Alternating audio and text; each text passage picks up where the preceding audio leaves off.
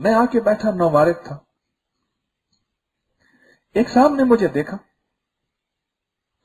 वो वकील थे रहीम यार खान के, और वो वकला की जो होती है, इलेक्शन होते हैं, उसके जो मेंबर थे, हाँ, बार के जो पंजाब भर की होती है उसके मेंबर थे। ऐसे बैठा, मैं तस्वीर निकाल के बैठा, मुझे कहने लगे सूफी साहब क्या तस्वीर पढ़ रहे हैं। मैं खामोश रहा, तस्वीर पढ़ता रहा। उनका लहजा, उनका चेहरा बता रहा था कि फारिग बैठे हैं, मजाक करना चाहते थे। मुझे फिर कहने लगे लगता है अर्श पे पहुंचे हुए हैं। मैं फिर खामोश रहा, मैं तस्वीर पढ़ता रहा। मैं जानबूझ के चाह रहा था कि ज्यादा छेड़े, ज्यादा छेड़े तो कम छिड़े, कम छिड़े तो मेरी भी बात निकले। तार को छेड़े जो तार से निकली है, वो धुन सब ने सुनी है। जो तार पे बीती है वो किस दिल को पता है। मुझे कहने लगे जी लगता है अर्श पे पहुंचे हुए, पहुंच गए।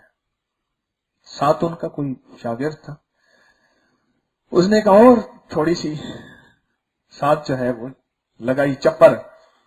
उसने कहा जी कि लगता है कि पहुंची सरकार है। कहने लगा नहीं अन्य पहुंचे तो नहीं, इतने पहुंचे हुए नहीं है, हम भी आखिर वकील हैं। खुद बोल पड़ा, हम भी आखिर वकील हैं, हम जानते हैं सारा कुछ, इतने पहुंचे तो नहीं है। अच्छा ठीक है, कब तक खामोश रहते। मैं चुप करके बैठा, तस्वीर पढ़ता। अच्छा फिर खामोश हो गए, फिर आपस में बातें करने लगे। उन्होंने मुझे वक्फा दिया जानबूझ के। मैं खामोश बैठा रहा, बैठा रहा, बैठा रहा। फिर बोले, अब बोले नहीं, इतनी देर हमने आपका इंतजार किया। मैंने कहा अब बोलूं मैंने कहा असल में मैं एक ऐसा जिक्र कर रहा हूं जिसके ये फायदे हैं। जिक्र नहीं बताया, फायदे बताए। ऐसा जिक्र कर रहा हूं जिसके मैं असल में पढ़ रहा था, तीन तस्बीहात मुकम्मल कर रहा था, तो मैं तीसरा कलमा पढ़ रहा था। मैंने कहा एक ऐसा जिक्र कर रहा हूं जिसके ये फायदे हैं। अगर कोई 100 दफा उसको पढ़ ले, और पढ़ने में सिर्फ 3 से 4 मिनट लगते हैं, सुभान अल्लाह को इतने लगते हैं। कोई 100 दफा पढ़ ले, जन्नत में अल्लाह 100 ऐसे दरख्त लगा दे जिसके नीचे अरबी नस्ल, तुर्की नस्ल का सफेद घोड़ा अगर तेज रफ्तार 1 महीना भी दौड़ता रहे, एक दरख्त के साए के नीचे, तो दरख्त का साया खत्म न हो। एक दरख्त, ऐसे अल्लाह 100 दरख्त लगाए।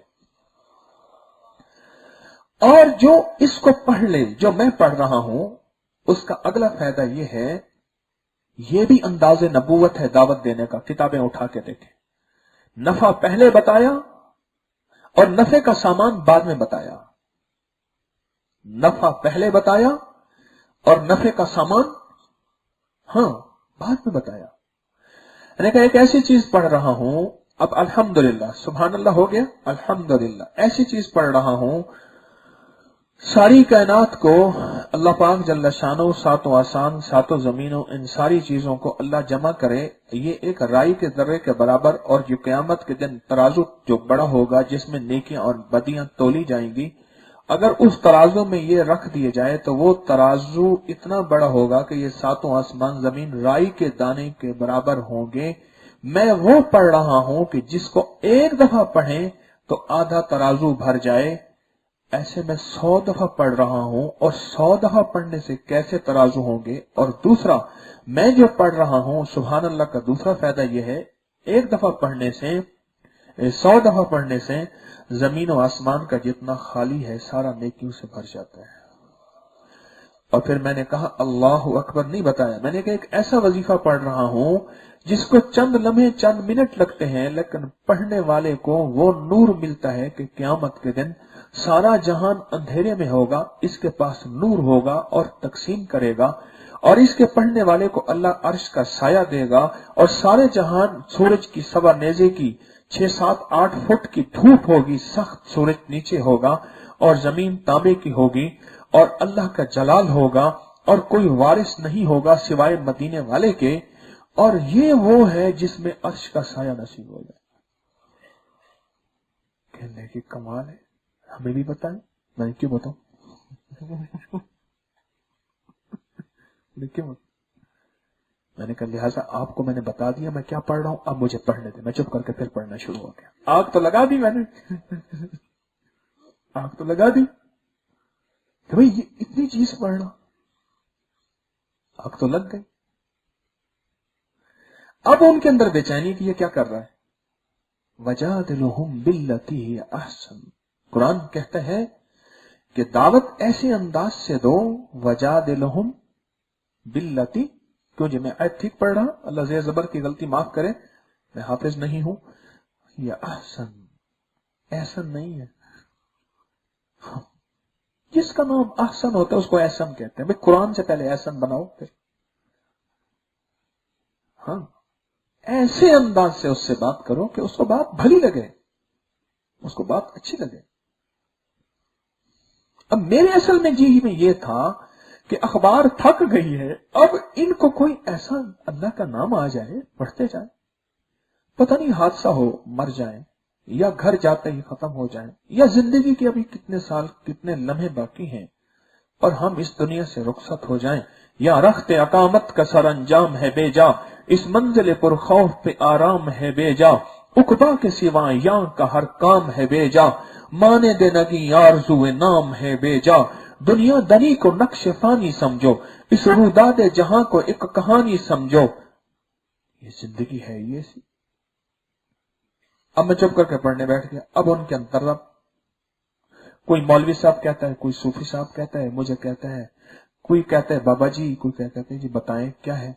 अच्छा, 2-3 फायदे आखिर में किसी और ने भी सुन लिए थे तो सारे फारे वो कहने लगे जी बताएं। फिर खुद ही मुझे कहने लगे ये क्या बात हुई, नफे वाली चीज खुद बैठे पढ़े, हमें नहीं बता रहे, बता के रास्ते में छोड़ दो ना, ये फकीरी होती है। फिर मुझे गैरत दिलाने लगे। मेरी गैरत को चैलेंज करने लगे, ये फकीरी होती है, इसका नाम मुसलमानियत है, इसका नाम है रास्ते में छोड़ दो। मैं बिल्कुल ऐसे न मिल्क मुल्क ते माल दे, ना जाल दे, ना बाल दे, हर दम खुदाई ख्याल दे, गुम कर गुमा या करू रहन। मैं चुप करके फिर पढ़ रहा हूं। एक को तो गुस्सा आ गया।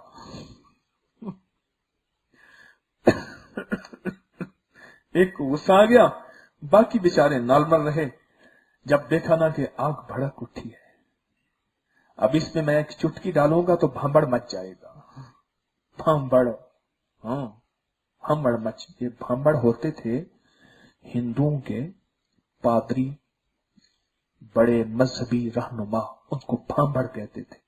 ये लफ्ज मैंने बड़ों से पूछा तो वो आगे गले में ढोल होते थे, उनके फिक्स होते थे, ऐसे बजाते थे ड्रम की तरह ना, ड्रम स्टिक्स होती है ना, ड्रम स्टिक्स, ऐसे ड्रम की तरह वो बजाते थे।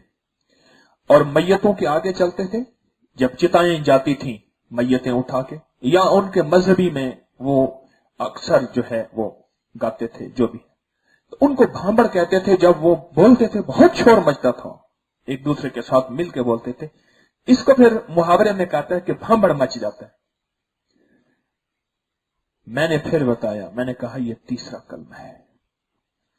एक सुभान अल्लाह पढ़ने से यह फायदे, एक अल्हम्दुलिल्लाह पढ़ने का यह फायदा, और एक अल्लाहु अकबर पढ़ने का यह फायदा।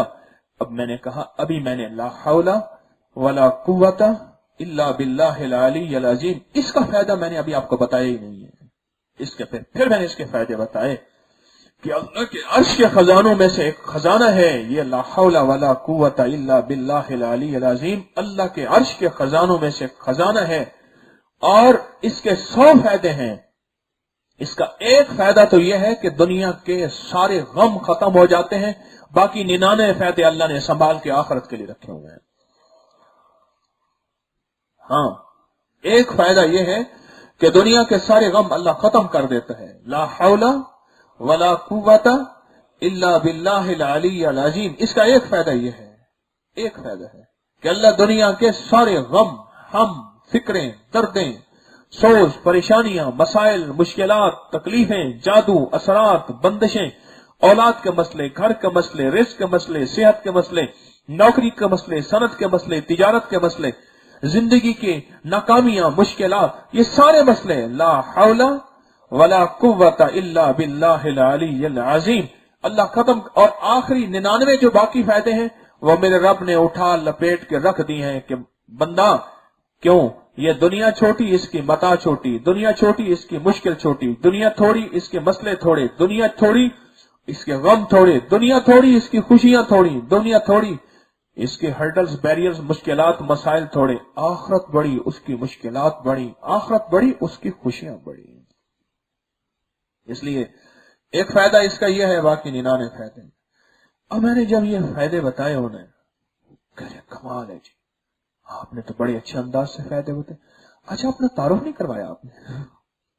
हाँ, अपना तारुफ करवाए।